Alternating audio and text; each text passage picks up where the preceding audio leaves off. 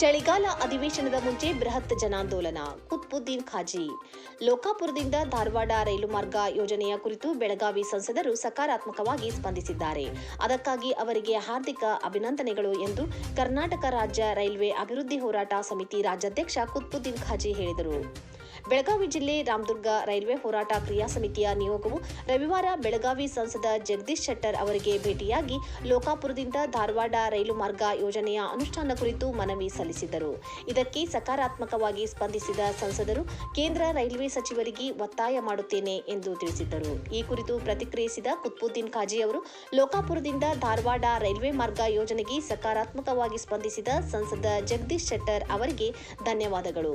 ಇದು ಕೇವಲ ರಾಮದುರ್ಗ ರೈಲ್ವೆ ಹೋರಾಟ ಕ್ರಿಯಾ ಸಮಿತಿಯ ಜವಾಬ್ದಾರಿಯಲ್ಲ. ಅವರ ಜೊತೆ ಜನಪರ, ಕನ್ನಡ ಪರ ಸಂಘಟನೆಗಳು, ವಕೀಲರ ಸಂಘ, ಕರ್ನಾಟಕ ರಕ್ಷಣಾ ವೇದಿಕೆ, ದಲಿತ ಪರ ಸಂಘಟನೆ ಸೇರಿದಂತೆ ಎಲ್ಲಾ ರೀತಿಯ ಸಂಘಟನೆಗಳು ಸೇರಿ ಸಂಘಟನಾತ್ಮಕವಾಗಿ ಹೋರಾಟ ಮಾಡಿದರೆ ಮಾತ್ರ ಲೋಕಾಪುರದಿಂದ ಧಾರವಾಡ ರೈಲ್ವೆ ಮಾರ್ಗ ಯೋಜನೆಯ ಅನುಷ್ಠಾನ ಸಾಧ್ಯ.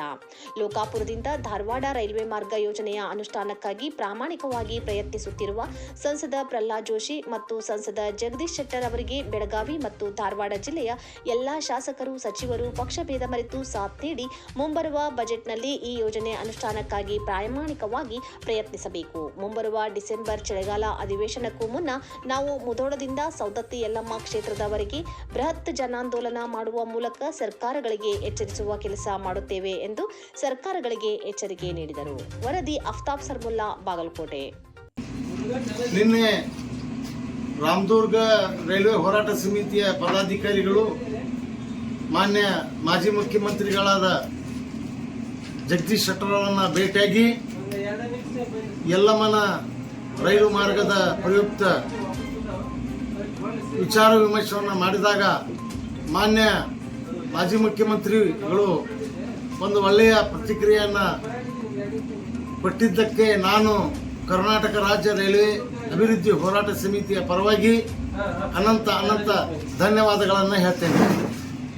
ಅದರಂತೆ ನಾನು ಬರೀ ರೈಲ್ವೆ ಹೋರಾಟ ಸಮಿತಿಯವರಿಗೆ ಅಷ್ಟೇ ಈ ಮಾರ್ಗ ಅನುಷ್ಠಾನಕ್ಕೆ ಬರಬೇಕಂತೇಳಿ ಗುತ್ತಿಗೆ ಕೊಟ್ಟಿಲ್ಲ.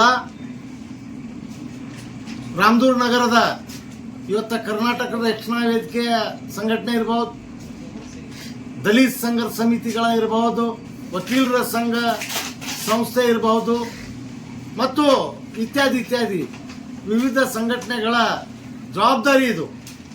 ಅವರೆಲ್ಲರೂ ತಮ್ಮ ತಮ್ಮ ಮಟ್ಟದೊಳಗೆ ಮಾನ್ಯ ಜಗದೀಶ್ ಶೆಟ್ಟರ್ ಅವರಿಗೆ, ಮಾನ್ಯ ಸ್ಥಳೀಯ ಶಾಸಕರಾದ ಅಶೋಕ್ ಪಟ್ಟಣ ಅವರಿಗೆ, ಮಾನ್ಯ ಕೇಂದ್ರ ಸಚಿವರಾದ ಪ್ರಹ್ಲಾದ್ ಜೋಶಿ ಅವರಿಗೆ ತಾವು ತಮ್ಮ ಮಟ್ಟದೊಳಗೆ ಪ್ರಯತ್ನ ಮಾಡಬೇಕು. ಎಲ್ಲರೂ ಸೇರಿ ಪ್ರಯತ್ನ ಮಾಡಿದಾಗ ಸರ್ಕಾರಗಳ ಮೇಲೆ, ಸರ್ಕಾರದ ಮಂತ್ರಿಗಳ ಮೇಲೆ ಒಂದು ಒತ್ತಡ ಬಂದು ಈ ಯೋಜನೆ ಕಾರ್ಯರೂಪಕ್ಕೆ ಬರುವುದರಲ್ಲಿ ಯಾಟ ಮಾತು ಇಲ್ಲ ಅನ್ನುವಂಥ ಮಾತನ್ನು ಹೇಳ್ತೀನಿ.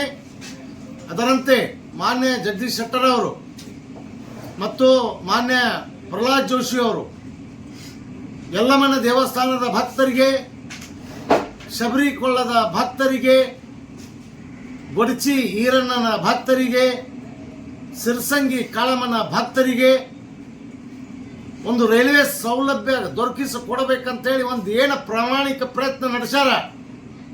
ಆ ಒಂದು ಪ್ರಯತ್ನಕ್ಕೆ ಪಕ್ಷ ಭೇದ ಮರೆತು ಇವತ್ತ ರಾಮದುರ್ಗ ಶಾಸಕರೇ ಇರಬಹುದು, ಸೌದತ್ತಿ ಶಾಸಕರೇ ಇರಬಹುದು, ಬೆಳಗಾವಿ ಜಿಲ್ಲಾ ಉಸ್ತುವಾರಿ ಸಚಿವರುಗಳಾದ ಸತೀಶಣ್ಣ ಜಾರಕಿಹೊಳಿ ಅವರು ಇರ್ಬೋದು, ಎಲ್ಲರೂ ಅವ್ರಿಗೆ ಸಾಥ್ ಕೊಡಬೇಕು.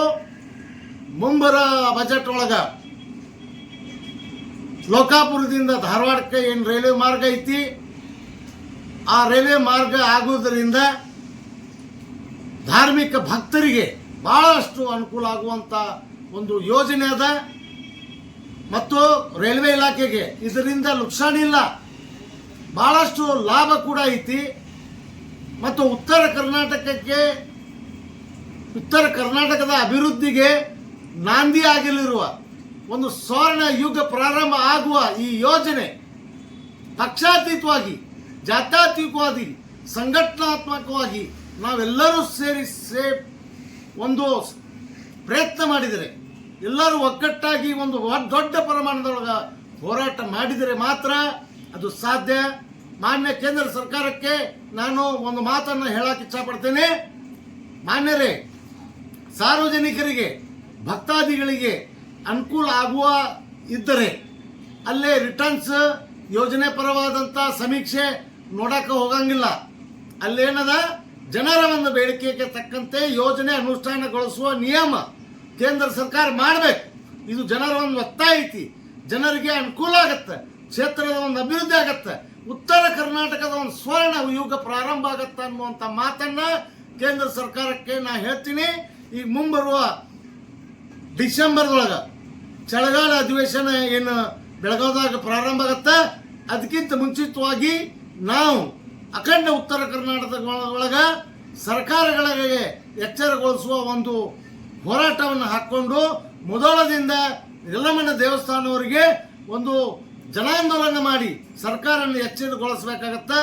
ಅದರ ಮುಂಚಿತವಾಗಿ ಸರ್ಕಾರಗಳು ಎಚ್ಚೆತ್ತುಕೊಂಡು ಈ ಯೋಜನೆ ಕಾರ್ಯರೂಪಕ್ಕೆ ತರುವ ಪ್ರಾಮಾಣಿಕ ಪ್ರಯತ್ನ ಮಾಡಬೇಕಂತೇಳಿ ನಾನು ಇನ್ನೊಮ್ಮೆ ಎಚ್ಚರಿಸ್ತೇನೆ. ನಾನು ಕುತುಬುದ್ದೀನ್ ಕಾಜಿ, ಕರ್ನಾಟಕ ರಾಜ್ಯ ರೈಲ್ವೆ ಅಭಿವೃದ್ಧಿ ಹೋರಾಟ ಸಮಿತಿಯ ರಾಜ್ಯ ಅಧ್ಯಕ್ಷ. ನಮಸ್ಕಾರ.